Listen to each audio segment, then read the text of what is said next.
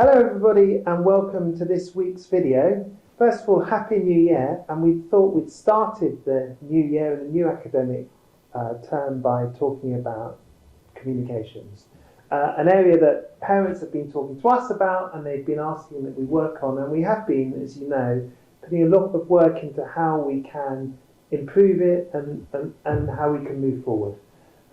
You all know about School Post that we're going to be talking about in a little bit, but also there were some other changes we've made at the beginning of this term, and we just thought we'd just give a general sense of where we are and what we're doing. So I have with me Catherine, who is the head of marketing, and Catherine is going to tell us a little bit about where we are with communications. So Catherine.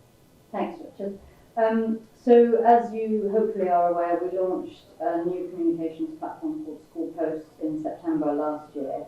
And this means that we can now amalgamate all messages that come out from the school into single newsletters. So any message from any member of staff goes into a bi-weekly newsletter that comes out on a Tuesday and a Thursday.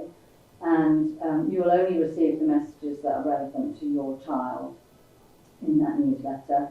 And what that also means is that all the messages that come from the school are held on the School Post website. So if you need to go back to it at any time, you don't need to be sorting through your inbox to find it. You can just go to the School Post website and search for it there. The replies that you send to the school are also held in the School Post site. So that means that if you forgot what you replied or whether you've replied to a certain message, you can also go and look for that on the website. So I think that's working really well, and you should now only be receiving 2 messages from the school every week, 2 emails from the school every week.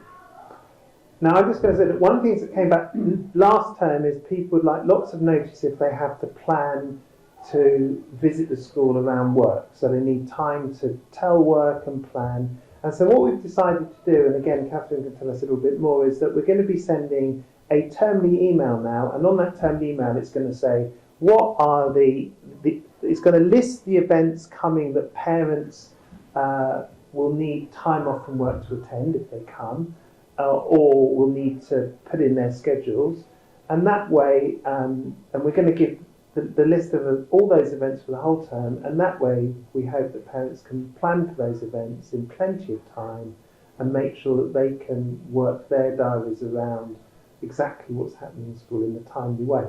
Now those events are all on the calendar, but they don't necessarily have their timings on or exactly what's happening, and that's what we're trying to help with. Yeah, so yesterday in the School Post email we sent that list of events for the whole of this term, and then individual messages will come out about each event closer to the time of each event and when you need to book and that sort of thing. There's also other changes to the communications, as Richard alluded to, which is we've started to create photo galleries for some of the bigger events like the Festival of Lights, the International Food Festival, and we're sharing those photo galleries with you as parents, and they're securely behind a login and a password. We're also continuing to use our social media platforms for day-to-day updates on what's been happening in school. So if you don't already, please do follow us on Facebook and Instagram. We also post things on LinkedIn and Twitter, X. And so you can keep up to date with what's been happening in school on a day-to-day basis in that way as well.